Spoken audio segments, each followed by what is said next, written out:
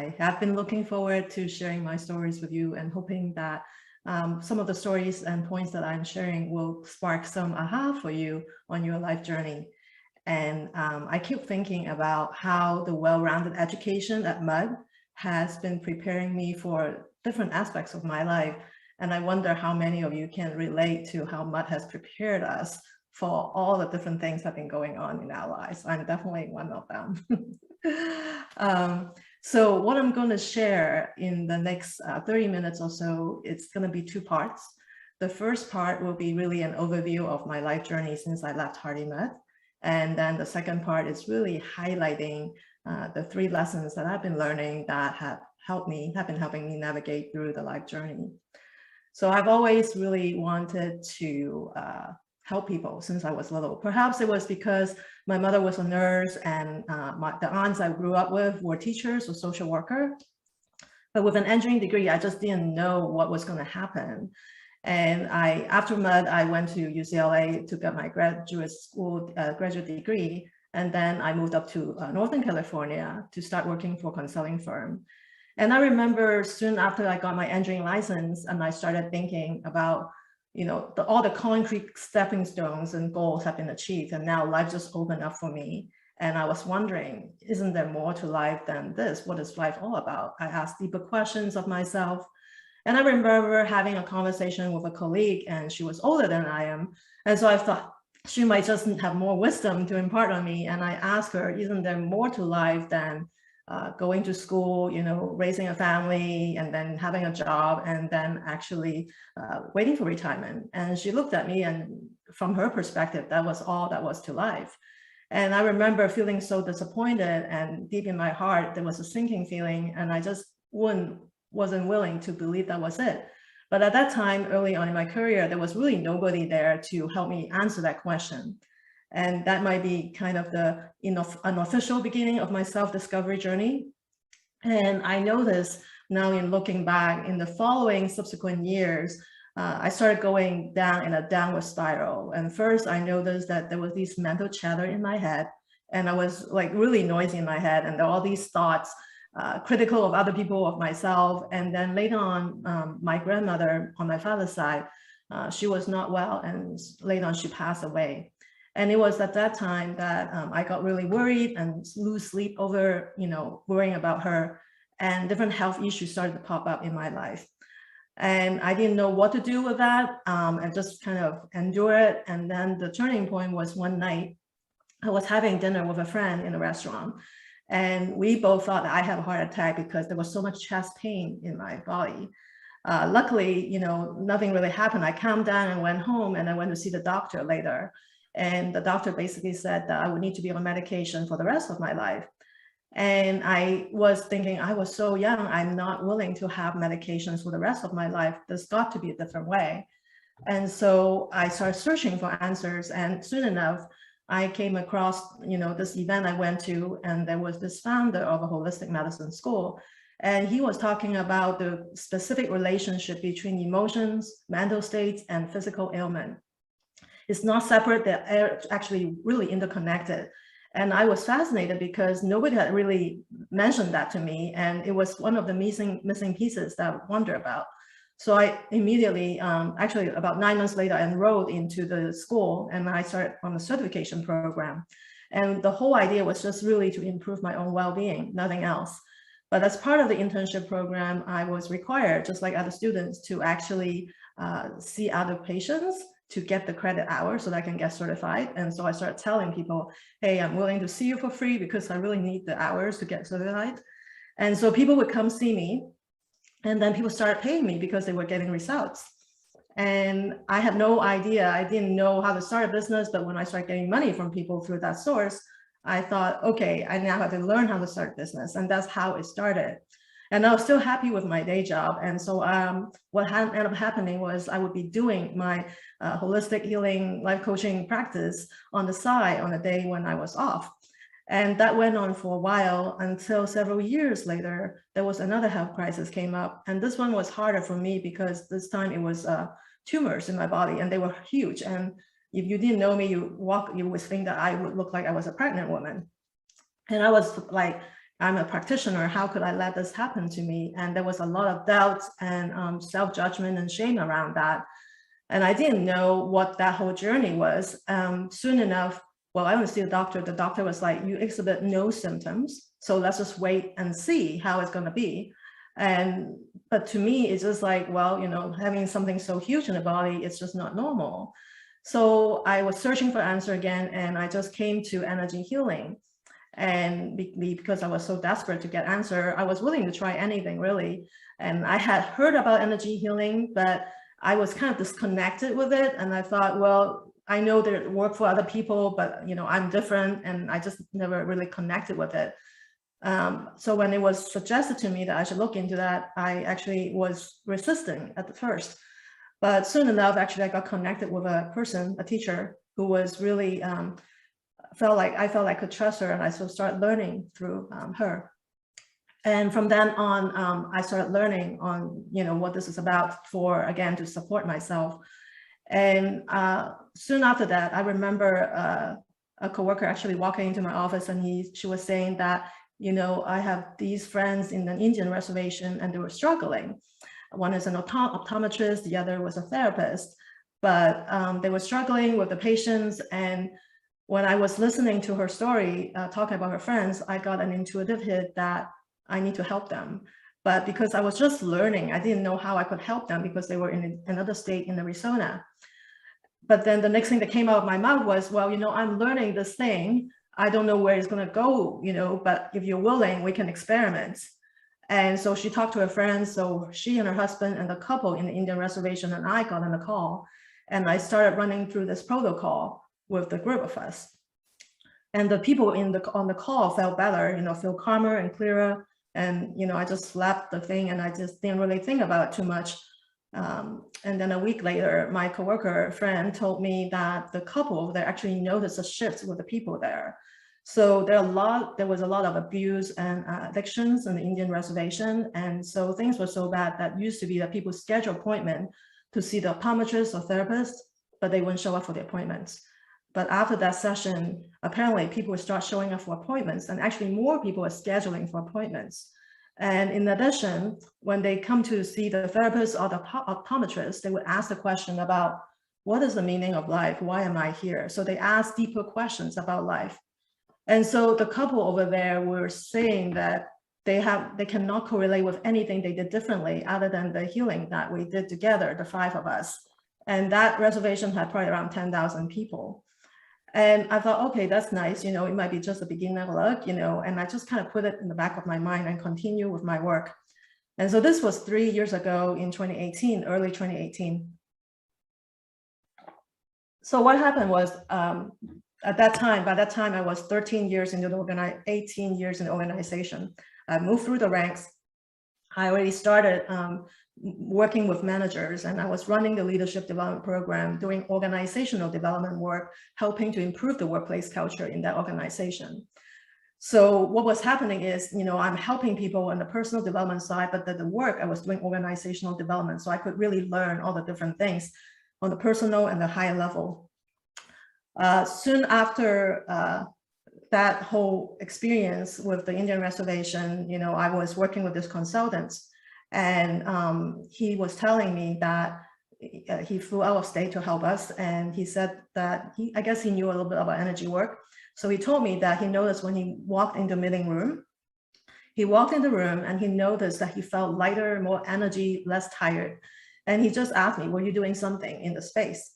And I was so surprised, because usually I do this work to create a better, a more cohesive space. In the background, I don't really tell people about it because I want to facilitate meetings that will be supportive. And I noticed that, but nobody had directly told me, and he was the first one.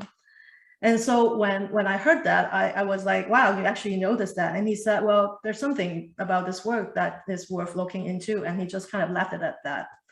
And I went to talk to my mentor. I'm like, oh my God, the CEO of a consulting firm is telling me he could tell I was running energy to help the room for better meetings.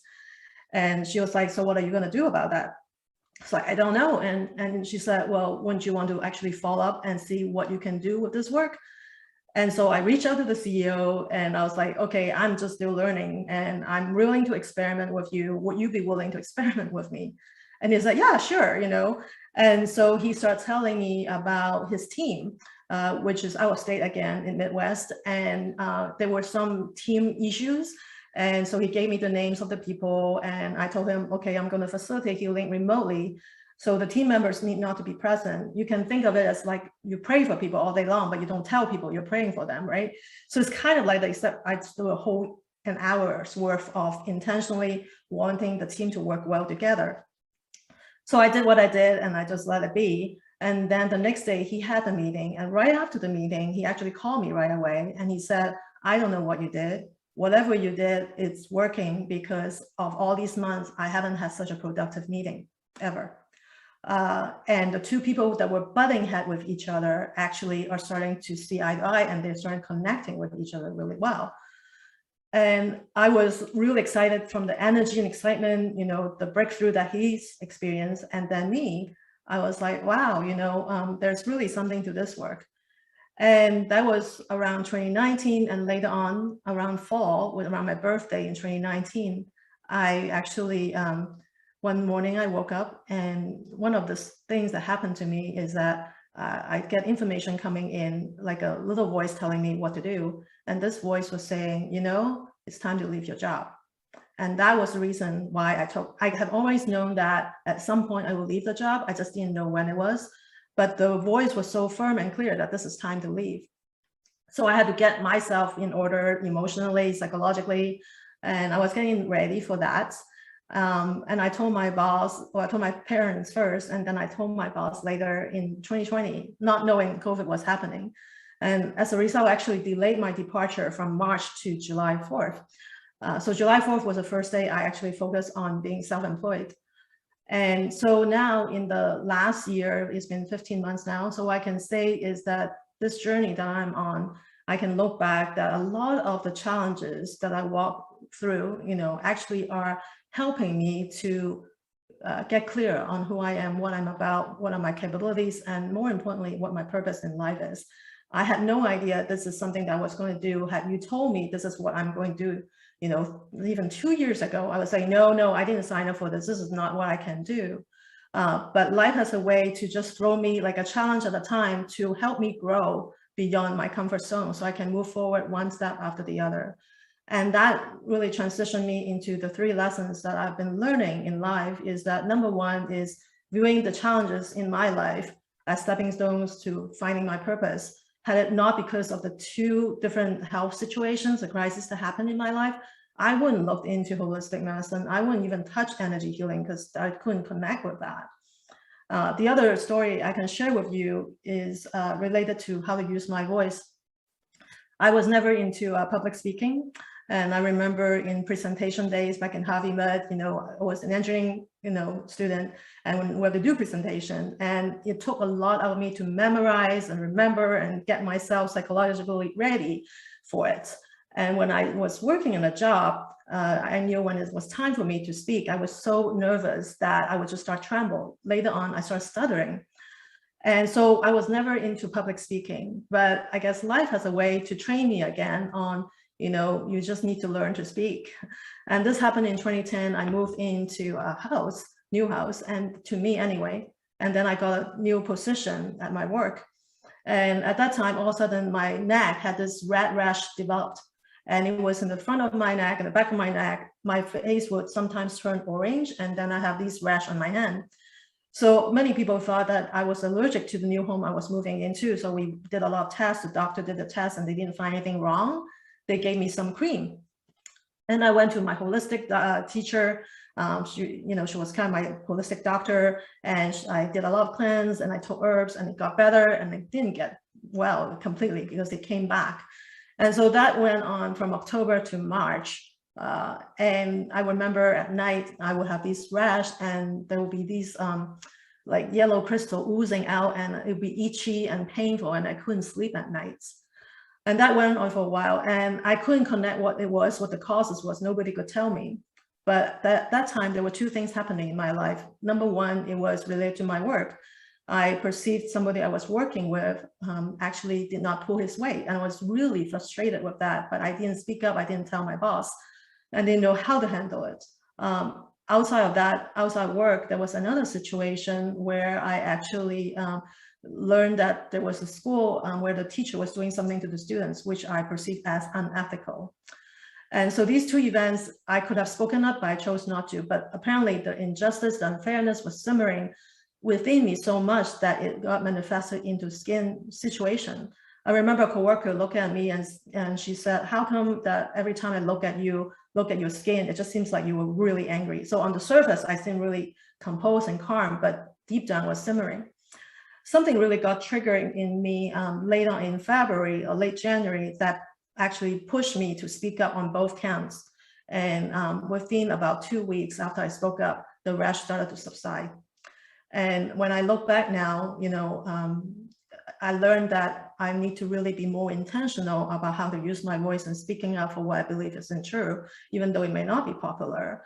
And because of that lesson, subsequently within the organization, working with executives and employees in the organization where I was, there were a lot of times I learned to speak up more and more, and that was really my practice ground. And even now, with the coaching work and the healing work, energy healing facilitate is really about using my voice, the sound frequency, to affect physical changes and energetic shifts in the person's whole being. And so what I really learned is that come to appreciate my challenges even more to help me grow further. And then the second lesson I want to share with you that I've learned is really looking beyond the appearances of failures. So when I was an engineer, there was a time that I was given many times to interview for jobs, and I got turned down for promotions many, many times. And it was really discouraging because I was considered a good employee from the evaluation and feedback from bosses and other people. And yet when it came time to get promotion, I was told that, well, you just don't have the experience that we were asking you to have. And I was really close to giving up, in addition to the ego getting bruised, And right around that time, another position actually opened up. This is probably a year or two later. And this manager was starting a new department and he was looking for somebody and he chose to hire me. And that's how I got my promotion in the organization. Little did I know that that manager actually later got promoted through the organization, became the head of the organization. And because we had worked together and he knew how I worked, and he actually pulled me along and asked me to help him with all the different new assignments that the organization had never done. And that's how I landed on things like strategic planning, leadership development, or workplace culture improvement projects. And that had helped me shape my current career with my business. Just like how I said earlier, I could use what I learned in my personal development work in my business, in my day job, and use my day job experience in my personal development work with my clients. And it's almost felt like life is asking me to amp up my speed of growth very quickly.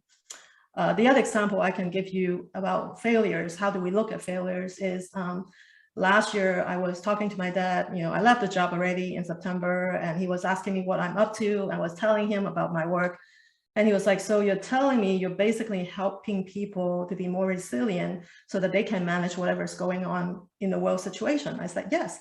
And he said, you know what, why don't you submit a proposal and I'll take it to the organization where I am, and then we'll see where it goes, no promises.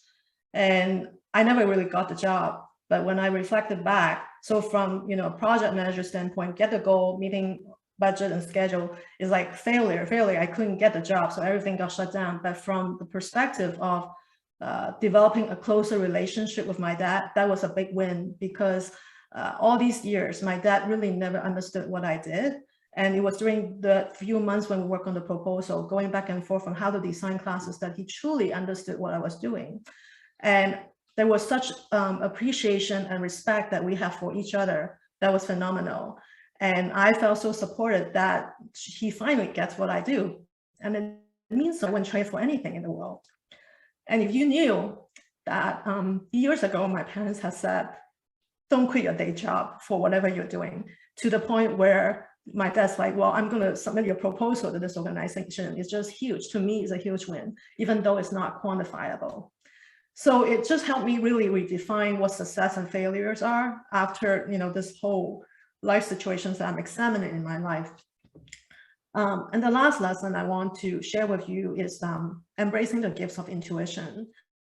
I never really this intuition previously, and I thought it was just a little fuzzy. through grad school, even with the engineering clinic at Mudd, it was all about research and data and all that. So everything that's evidence-based, collect data and analysis, I can connect to, and intuition just seems so esoteric. But I guess I had that in me. I just never had the chance to really learn to cultivate that until later on in my life, the last few years especially. But I remember, people talk about gut feeling, feeling something is not right. And I remember my first job with a consulting firm. I walked in and there was this man who was really young. I think he must have been late 20s or early 30s. And everybody in the firm loved him, from the receptionist, secretary, the drafters, the engineer, to the vice president. Everybody loved him. And there's Carmen, brand new. Just felt like something wasn't quite right with that guy. And I thought it was me. And I was like, Carmen, just get over it. Everybody who is more experienced than you, trust this guy, so you should too. But I just kind of started being very cautious around him. Later on, I left the firm and joined this organization where I had been for 20 plus years. It was 5 years after I left the firm that I heard through the grapevine that this man was being sued by the consulting firm for stealing intellectual property. When I heard that, there was this relief in me that I was right all along. I knew it, but I didn't trust myself. And it really taught me to learn to trust my gut, my intuition even more. And that was the beginning, I guess, to start valuing my intuition and doing the work that I'm doing, especially facilitating energy healing and coaching clients, really require me to tune into intuition. But I also realized that it helped me with my personal life. Because remember how one day I woke up in 2019 in the fall before my birthday, the voice was very clear, leave the job, and I left the job. And then last year around my birthday, around this time, the voice came in and said, sell the house. And I was like, what? And I had so much changes in 2020 on top of COVID. And I was like, how am I going to have more changes in my life? I'm not going to do this. This is crazy. I need the house to be my security blanket, foundation for me to move through. I need my business to be in order before I sell a house. But I promise you, within 1 to 3 days, I don't remember exactly, I heard it on the news. Housing market is all-time high. This is a great time to sell. And I was like, okay, I guess this is a sign that I really should listen to my inner voice. So I follow through with it. The house sale and house purchase process has been amazing. Let's say we talk about numbers. Realtors would present me, the comps, right? And they would say, these are the suggested prices. And I listened to my intuition. I kind of declined what they suggest and adjusted it. And with the sale of the house, actually, I got way more than I asked, and that was a blessing. And you might have heard on the news that the housing market is so competitive that people are just overbidding each other. In my area, $50,000 over asking is common. So when it came time for me to buy a house, right, this house that I love, my agent presented the numbers, and I look at it, and I was like, no, I'm not going to overbid it, because my intuition said you don't need to overbid it. But I was willing to give a little bit more to indicate goodwill that I love this house. And this is so I spent 6 months looking for a house, and I declined, I look at, I don't know, I look at hundreds of houses online, but only went to about 12 houses physically to look at them, the ones that I connected with. And this was the first offer that I made, and I got it. And now that I'm in this neighborhood, people were like, how do you get this house? Everybody's trying to get this kind of layout with this, one story. And I just felt really lucky, because I just felt like I was guided one step at a time, and I come here. And so I feel it's such a blessing. And to me, this kind of intuition is kind of like an inner GPS. It's like setting me a direction on do it this way. But when I work with my clients, I also learned that intuition comes up as could be a sense of feeling. Do I feel somebody speaking the truth to me, or something is off? Or when I'm doing a facilitating energy healing, there's inner sight, and I see visions of, what is needing attention or some information coming in. And that's so valuable. I remember I was at the job, I was, organizing this workplace culture effort, and we were launching a survey. In the organization where I work, getting 30% of response rate is lucky. You're lucky to get 30% of the staff to respond to you. This is a mid-sized organization. And I thought, with the organization where I was, it's a very data-driven. And to make any meaning out of the data, we need to get more than 30% response. So we decided to set a goal to be 80%. Everybody worked really hard to communicate and talk to staff and encourage each other to fill a survey. It was a 2-week survey period. And I felt called to actually facilitate an energy healing for the whole organization to clear any confusion, fear, whatever, anxiety about this whole effort. A couple of coworkers decided to join me because they kind of know what I'm up to. And in the middle of the session, I saw in my vision, inner sight, the number 85%. And I was like, that's what I saw. You know, the one thing about this work is cannot be attached to it. I saw what I saw and let it be. And so when the survey completed and the consultant analyzed the result, and turned out we did get 85%. And so there are a lot of these situations happening in my life, leading me to believe that the work that I'm doing is going somewhere, even though, in my circle, nobody had done this kind of work. And that's one way to really cultivate self-trust. And I believe that continue to develop my intuition and trust it and act on it is one way to deepen my level of self-trust. So it's been 15 months since I left the job. And I see life as a journey. It's not a destination. And it's continued to refine me and polish me so that I get clearer on what is mine to do, what are my abilities, how can I grow more, and more importantly, what is my purpose? What specific group of people am I here to serve? And I'm getting a lot of wonderful hints, different clients are coming in and they find their way to me. And it's really a great blessing. Regarding uncertainties, my life has been filled with uncertainties since I decided to leave the job. And what I know is that the uncertainties that I'm going through is really a playground for me to cultivate deeper self-trust and also develop my creativity. When life throws me a curveball, I'm being asked to be creative about finding solutions to, address that. I have heard people talk about, if you love what you do, then work wouldn't feel like work. And I didn't understand what it meant. I like my work. I didn't love my work back then. And so I actually starting to know now, have a feeling on, I really love what I do, how I help my clients, and I love learning, applying what I learned in my life and see it works and then share with my clients to see the impact in their lives. And so that brings so much blessing and bring me great joy. I've never been happier. And I truly really understand that I can be happy with my work, and work doesn't feel like work anymore. It's actually a lot more fun. And all it takes for me right now in terms of life is really be present in each moment on what is mine to do, pay attention on the cues in life, directing me where to go, whom to talk to, where to offer my service. And that's really my story. And I just like to offer, a few slides here to share with you, to reiterate the 3 lessons, since I felt like I talked for a long time. And basically, the 3 lessons that I've learned is, number 1, viewing challenges as stepping stones towards purpose. Not necessarily, but just overcoming the challenges, but seeing challenges as a way to open up greater capacity in me, helping me gain clearer direction on what's mine to do going forward, my life purpose. And then the second one is looking beyond the appearance of failures. It's not just about learning from the mistakes, but actually redefine what failures, success really mean. There might be some way I define it, but maybe if I look broader, what might look like a failure actually is success in other area. As examples I share with you about my father and also the promotion that I got, or the promotions that I didn't get. And then the last one is really embrace the gifts of intuition. And that's really about allowing my mind to be quiet and still enough so that I can be present and tuning into the flow of information that continues to come through me so that I can listen and follow it regardless of what other people are thinking. And I thought I would just leave you with this quote from Albert Einstein, since I'm so into intuition these days. And this quote actually came when I was trying to get ready for this talk. And he says, the intuitive mind is a sacred gift, and the rational mind is a faithful servant. We have created a society that honors the servants and has forgotten the gifts. And that's from Albert Einstein from a while ago. And that really completes my share. And I believe this is the time where we go into discussions or Q&A and see how we can explore this even more.